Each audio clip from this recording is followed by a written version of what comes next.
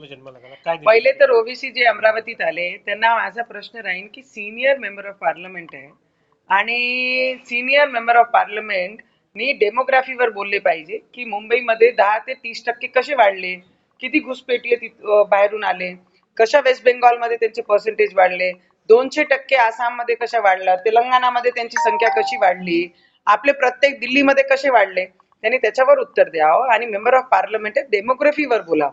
आणि त्यांना माझा प्रश्न राहणार आहे की जेव्हा त्यांना म्हणतोय आपण की संविधान पुढे राहील की इस्लाम राहील, तर ते सरळ म्हणतात इस्लाम पुढे ठेवू, संविधान आम्ही पुढे ठेवणार नाही. आम्ही या मातीचे माणसं आहे आणि इथे जन्माला आलो आणि त्याच्यासाठी शेवटचा श्वासी सुद्धा या हिंदुस्थानसाठी देणार आहे. आणि त्यांना विचारा, त्यांना माझा प्रश्न है कि भारत माता की जय बोलो, वंदे मातरम बोलो और इस्लाम को पीछे रख के संविधान को आगे रखो. हम रखते हैं, तुम भी रख के दिखाओ.